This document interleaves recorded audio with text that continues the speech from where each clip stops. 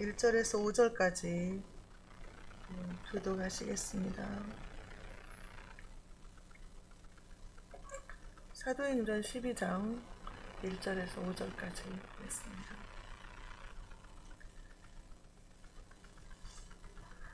제가 먼저 보겠습니다. 그때에 헤롯 왕이 손을 들어 교회 중에서 몇 사람을 해하려 하여 칼로 죽이니 유대인들이 이 일을 기뻐하는 것을 보고 베드로도 잡으려 할세. 때는 무교절 기간이라. 잡음에 옥에 가두어 군인 넷색인 네 패에게 맡겨 지키고 6월절 후에 백성 앞에 끌어내고자 하더라. 이에 베드로는 옥에 갇혔고 교회는 그를 위하여 간절히 하나님께 기도하더라. 아멘. 아멘. 네, 인사하겠습니다. 오직 예수님밖에 없습니다. 네.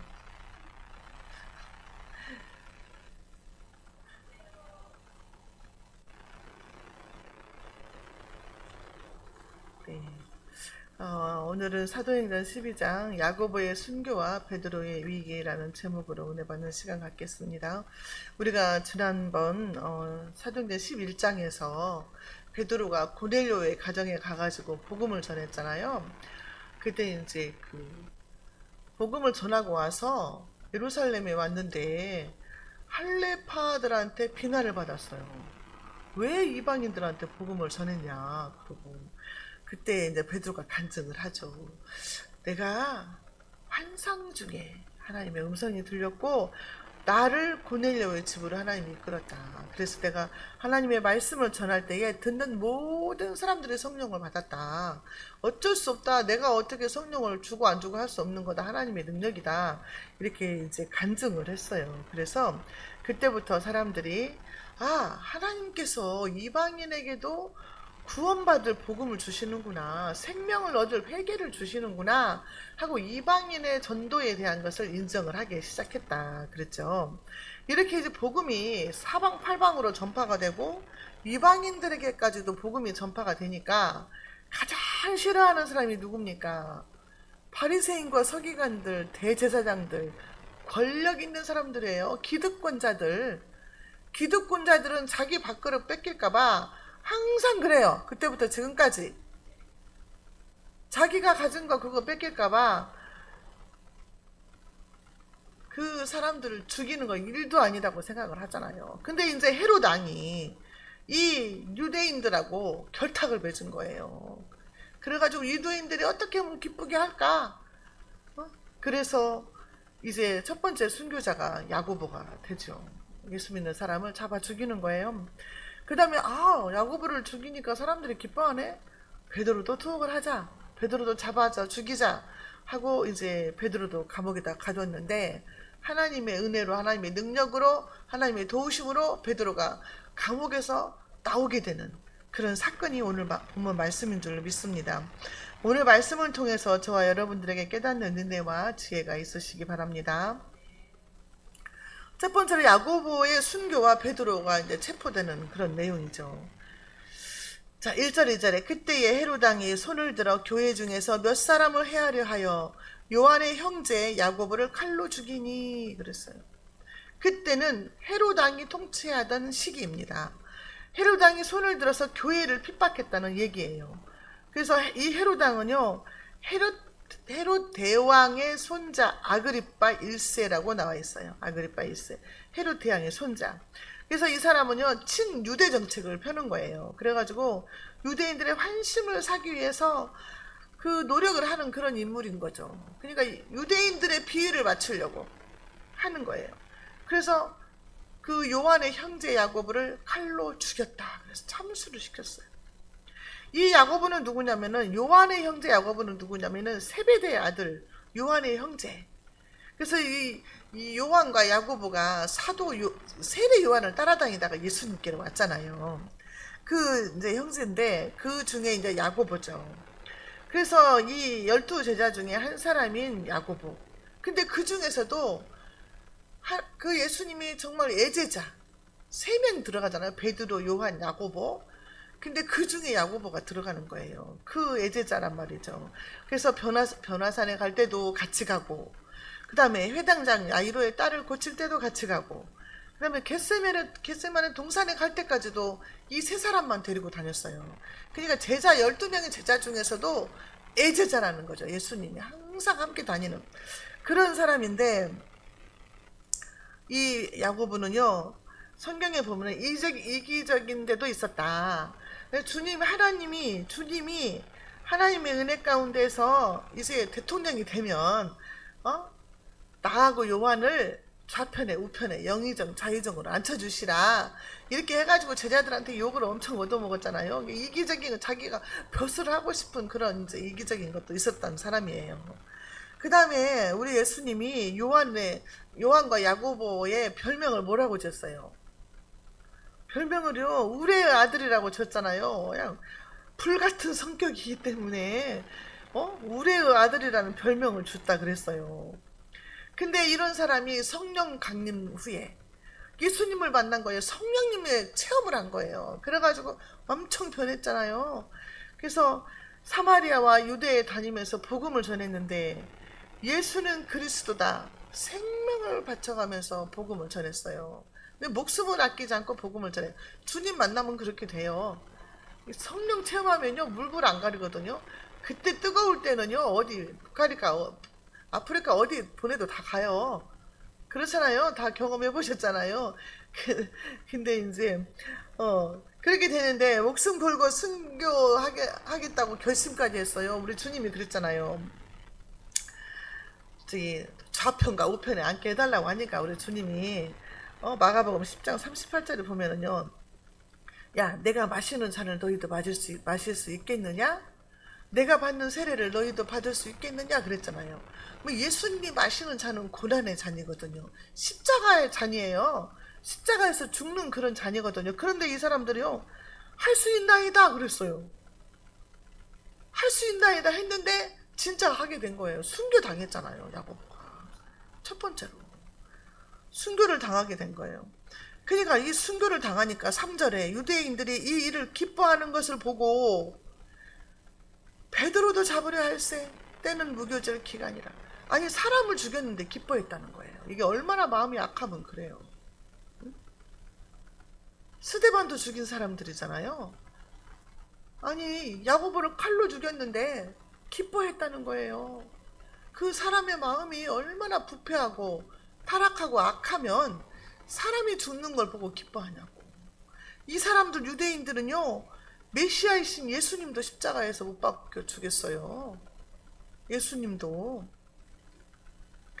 그리고 이제 예수님의 제자 중에 베드로가 우두머리지, 베드로를 잡아오면 유대인들이 더 기뻐하겠네. 헤로당은 이렇게 생각을 한 거예요. 그래서 베드로를 잡기로 작정을 한 거죠.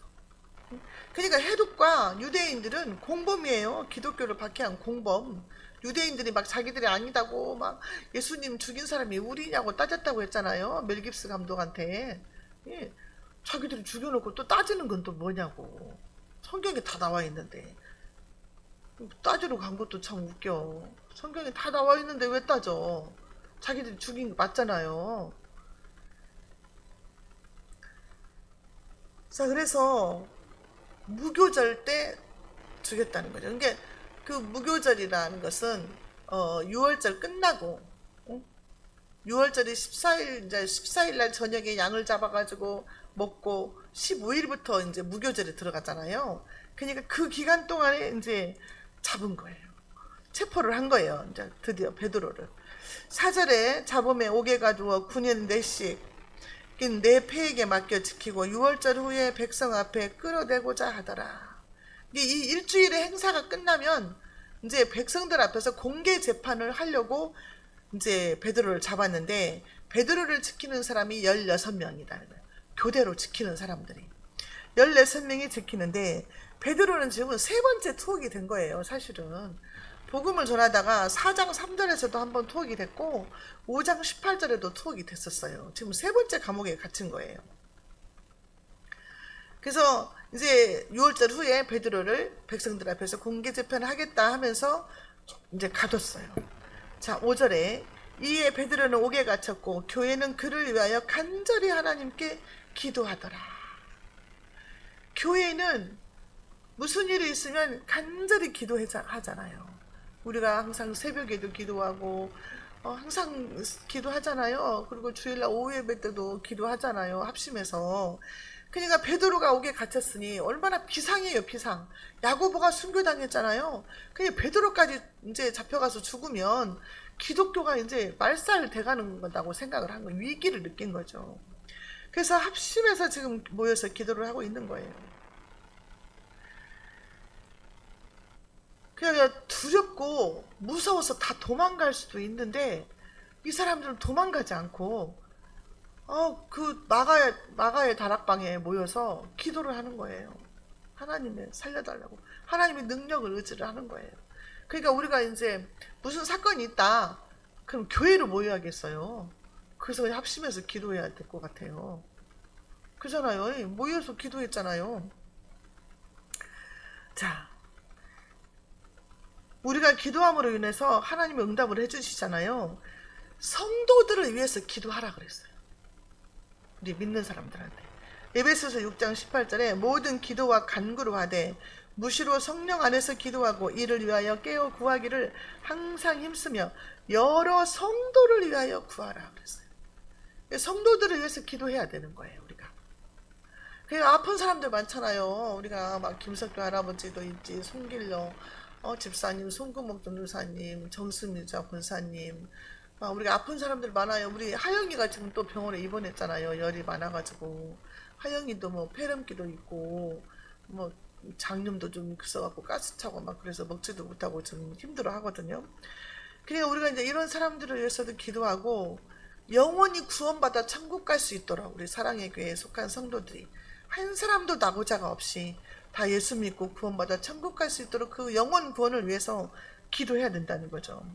우리 또 새로 오신 우리 그 조소녀 할머니랑 우리 또 조영자 할머니 위해서도 기도하고 이제 해야 돼요. 우리가 그 송금옥 전도사님도 지난주에 안 나와서 기도 많이 해주시기 바랍니다.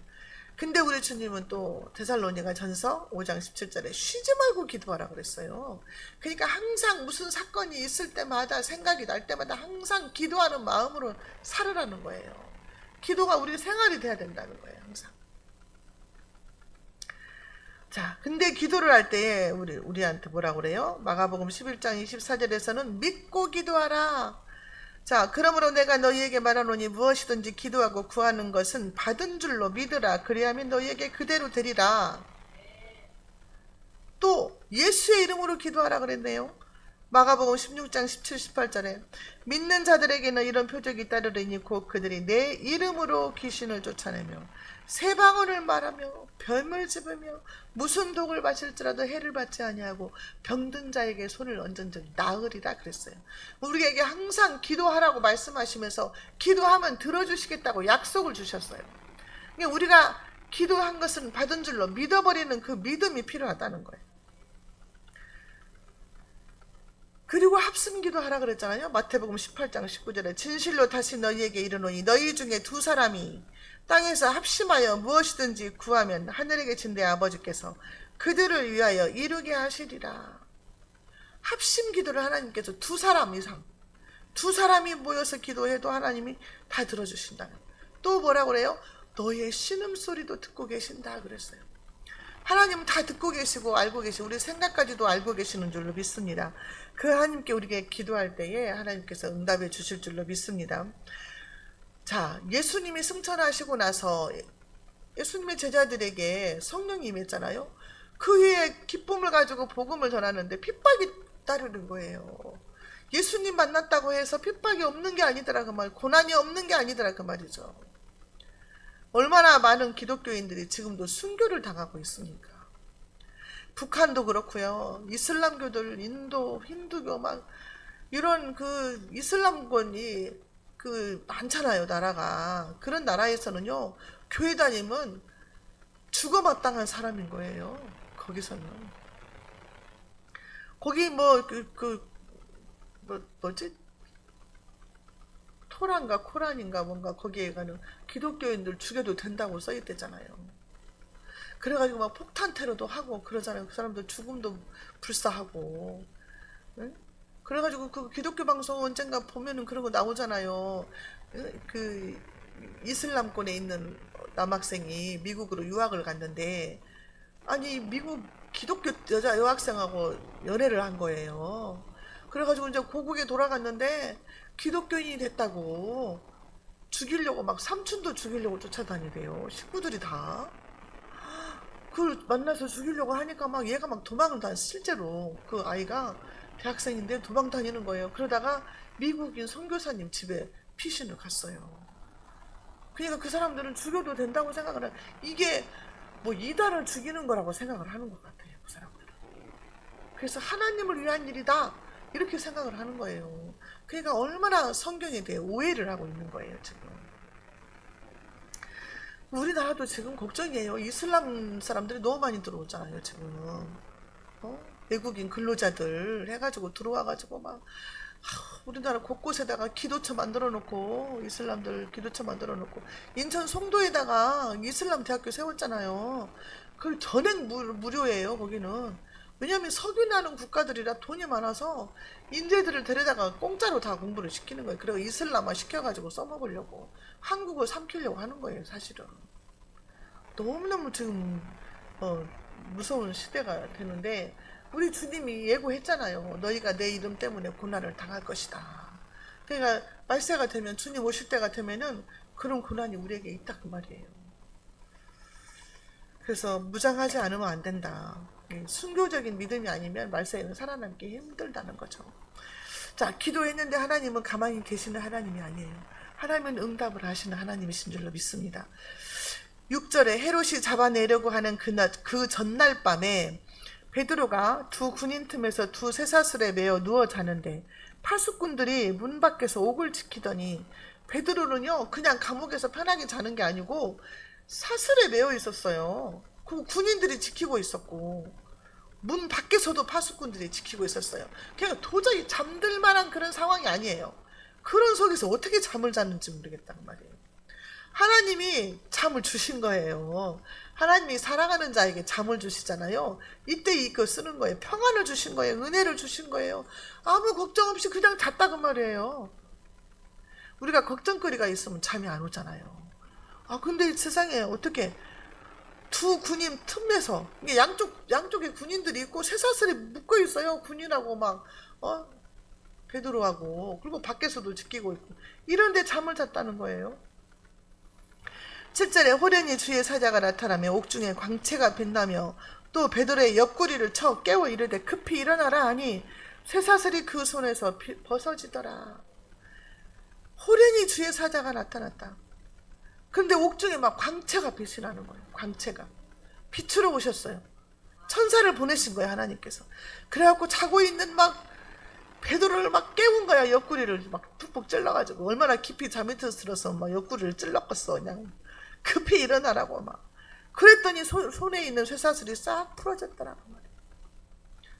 하나님의 사자가 와가지고 하나님이 개입하신 거예요 지금 그 사건에.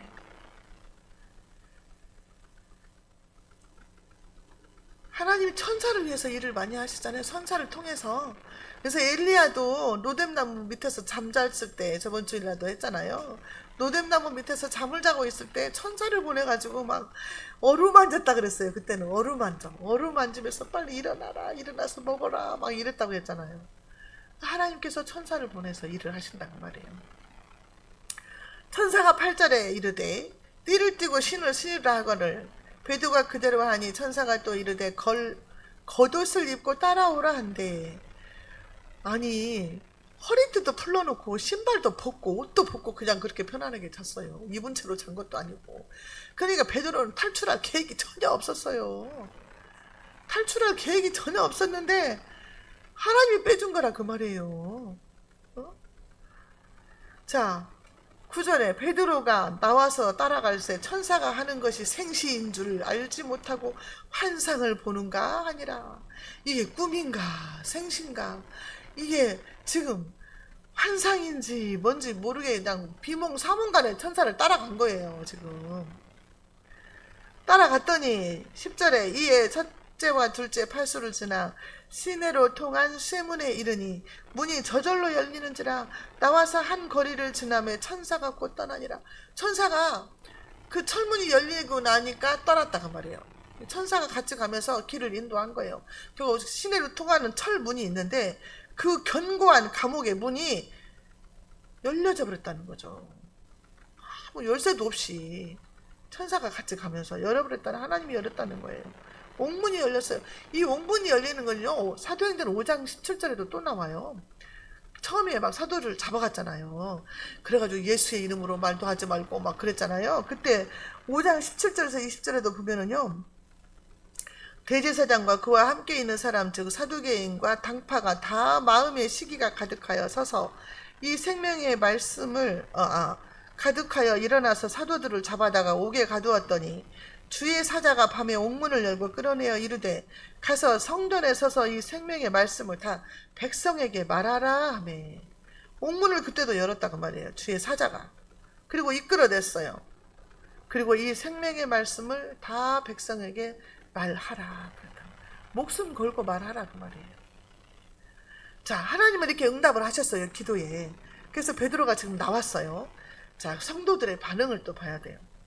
11절 이에 베드로가 정신이 들어 이르되 내가 이제야 참으로 주께서 그의 천사를 보내어 나를 헤롯의 손과 유대 백성의 모든 기대에서 벗어나게 하신 줄 알겠노라 하여. 베드로가 이제 천사가 떠나고 나니까 정신이 번쩍 든 거예요. 내가 왜 여기 서 있지? 이게 꿈이 아니었네? 하나님이 나를 이쪽으로 인도해 주셨네? 나를 헤롯의 손과 유대 백성들의 모든 기대에서 벗어나게 하셨네. 그러니까 유대 백성들의 기대는 베드로를 죽이는 거였다고 말이에요. 근데 그 기대에서 벗어나겠다. 나를 살려주셨다 그 말이에요. 나를 구출하셨는데 이게 환상이 아니었네. 실제였네. 정신이 번쩍 들은 거예요. 12절에 깨닫고 마가라 하는 요한의 어머니 마리아의 집에 가니 여러 사람이 거기에 모여 기도하고 있더라. 마가 요한의 어머니 마리아의 집에는 마가의 다락방. 근데 마가 요한은 이미 야고보는 이미 죽었잖아요. 근데 거기에 모여서 다 베드로를 위해서 기도하고 있었다는 거예요.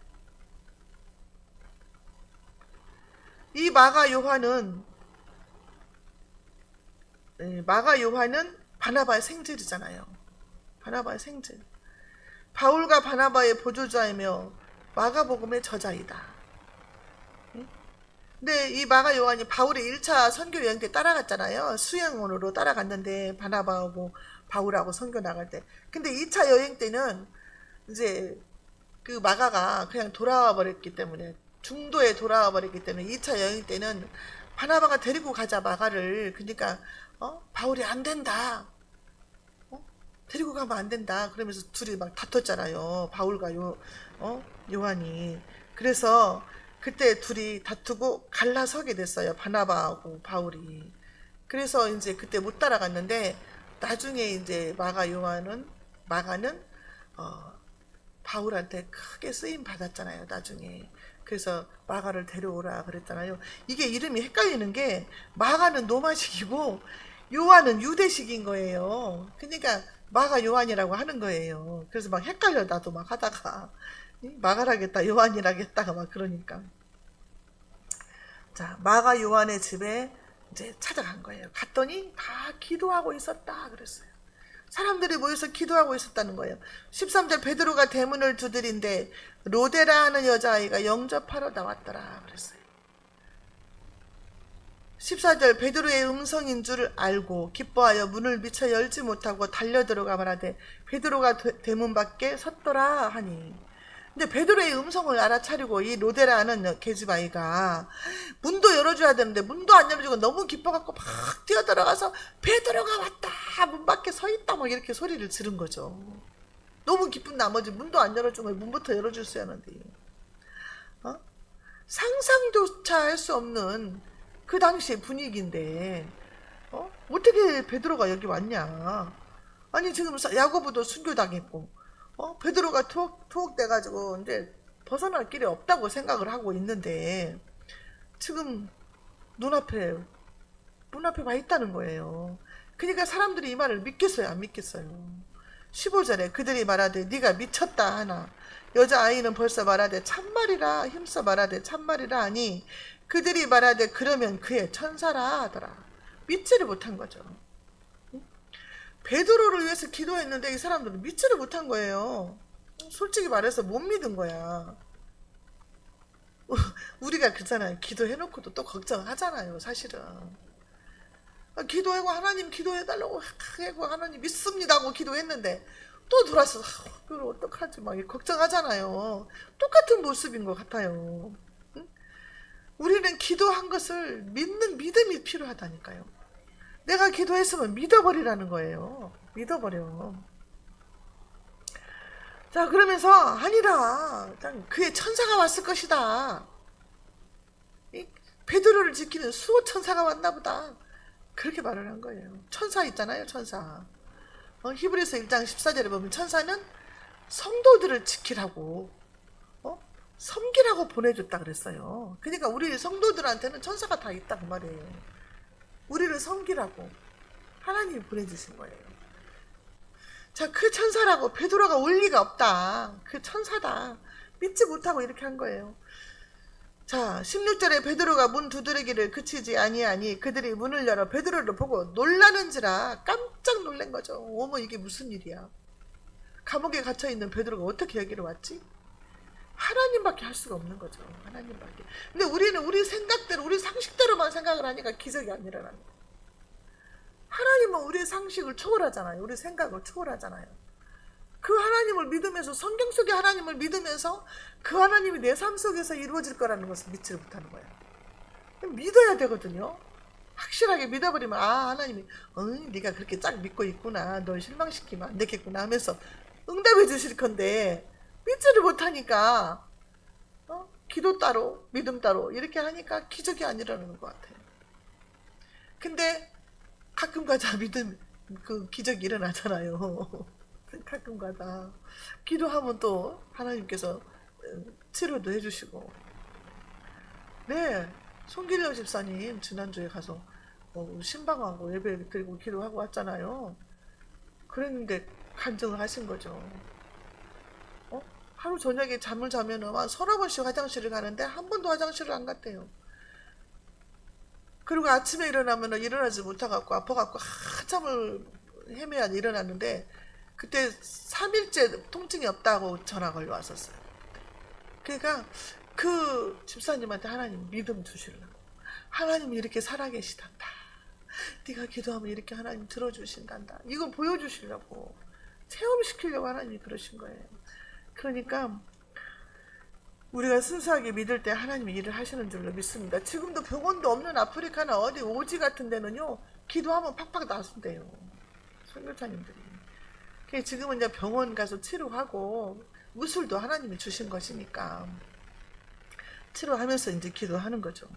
자, 17절 베드로가 그들에게 손짓하여 조용하게 하고 주께서 자기를 이끌어 옥에서 나오게 하던 일을 말하고 또 야고보와 형제들에게 이 말을 전하라고 떠나 다른 곳으로 가니라. 베드로가 거기 있으면 잡히죠. 그러니까 이제 야고보와 형제들에게 여기서 순교당한 야고보가 아니고 또 야고보가 있어요. 야고보에게 이제 제자들에게 이 말을 전해라 하면서 자기가 어떻게 해서 나오게 됐다는 것을 간증을 하고 거기서 급히 떠난 거죠. 또 잡히면 안 되니까. 왜냐하면은요 베드로는 지금 죽으면 안 돼요. 사명이 아직 남아있으니까. 그래서 날이 샜는데 아니 군인들이 일어나 보니까 그때까지도 모르고 잔 거예요. 군인들이 일어나 보니까 베드로가 없네. 얼마나 놀랬겠어요. 아무리 찾아봐도 없어요. 그래서 19절에서는요 헤롯이 그를 찾아도 보지 못하며 파수꾼들을 신문하고 그들을 죽이라고 명령했어요. 이렇게 하나님의 종들을 죽였던 헤롯의 그 종말은 어떻게 됐을까요? 자, 23절 한번 읽어보시겠습니다. 시작. 헤롯이 영광을 하나님께로 돌리지 아니하므로 주의 사자가 곧 친히 벌레에 먹어 죽으니라. 하나님이요 곱게 죽게 안 하셨어요. 헤롯도 어떻게 벌레 먹어 죽었을까요? 벌레 먹어 죽었어요. 헤롯이. 누구래요? 하나님 주의 사자가 곧 쳤다 그랬어요. 주의 사자가 죽인 거라고. 하나님이 하신 거예요. 그러니까 예수 믿는 사람들 핍박하고 선교사들 핍박하고 그게 좋게 안 들어가죠. 그 핏값을 너와 너의 후손들에게서 찾으리라 그러잖아요. 복음을 전하는 일이 이렇게 힘들고 어렵지만요.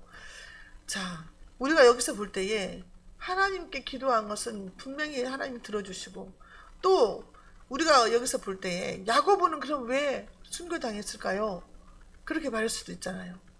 근데 야고보는 하나님께서 순교자로 받으신 거예요. 그 영광의 자리에 받으신, 아무나 순교 못하거든요. 그 순교자는 하나님의 나라에서도 특별 대우 받는다고 하잖아요.